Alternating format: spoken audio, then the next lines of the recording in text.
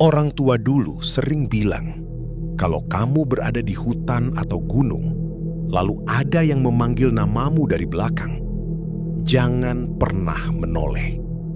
Sekali saja kamu menoleh, kamu mungkin tidak akan kembali seperti semula.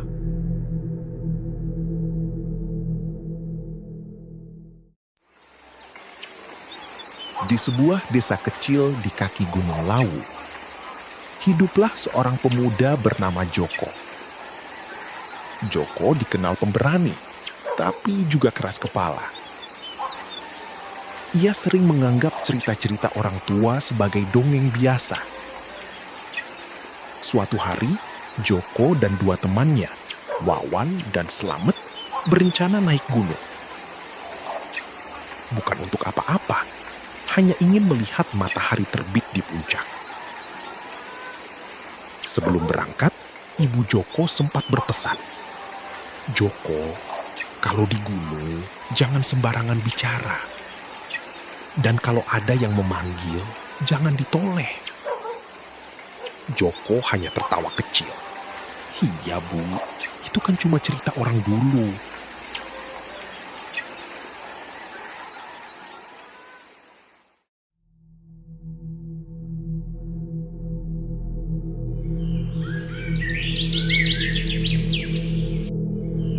Perjalanan awal terasa biasa saja. Udara sejuk, burung masih terdengar.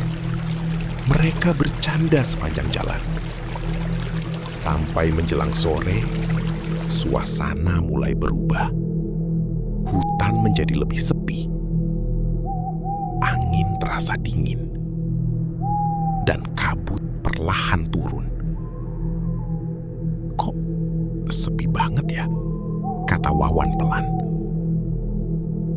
Joko mengangguk, tapi tetap berjalan. Mereka memutuskan berhenti dan mendirikan tenda sebelum malam.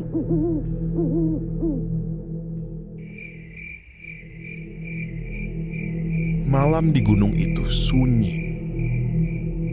Tidak ada suara kendaraan. Tidak ada lampu. Hanya gelap dan suara angin. Sekitar tengah malam, Joko terbangun. Ia merasa seperti ada yang memperhatikan. Ia membuka mata. Gelap. Semua temannya masih tidur. Lalu, ia mendengar sesuatu. Joko. Suaranya pelan, seperti dari belakang tenda. Joko diam. Ia teringat pesan ibunya. Tapi rasa penasaran lebih kuat.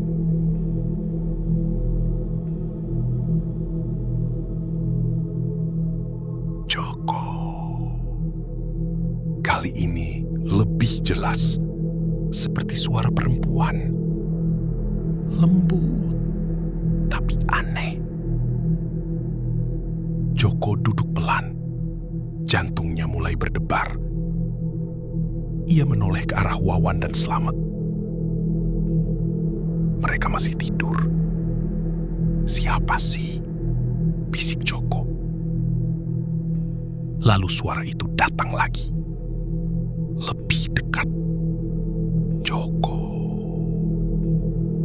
Tanpa berpikir panjang, Joko menoleh ke arah belakang.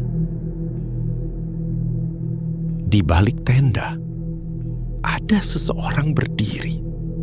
Seorang perempuan. Rambutnya panjang menutupi wajah. Bajunya putih. Diam. Tidak bergerak. Joko membeku. Mulutnya ingin berteriak, tapi tidak bisa.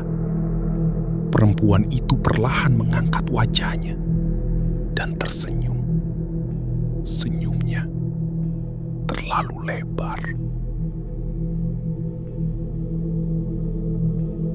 Pagi harinya, Joko terlihat berbeda.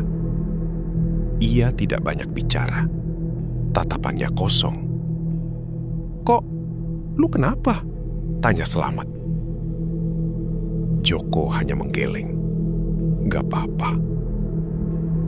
Tapi sejak itu, hal-hal aneh mulai terjadi.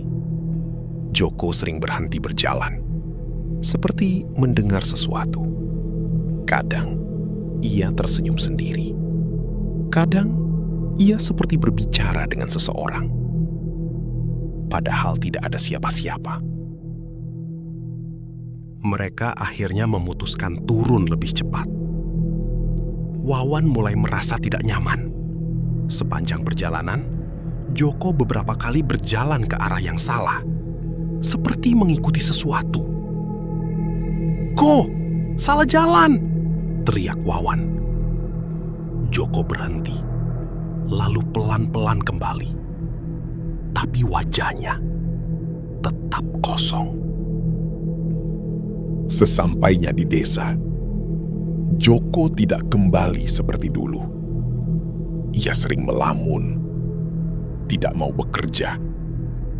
Dan yang paling aneh, setiap malam ia keluar rumah, berdiri di depan pintu, seperti menunggu seseorang.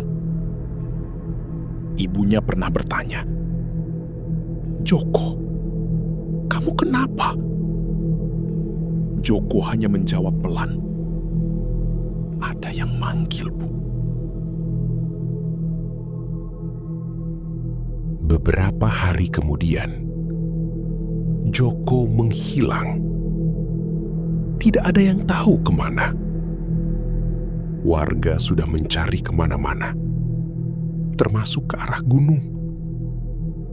Tapi tidak ditemukan apa-apa.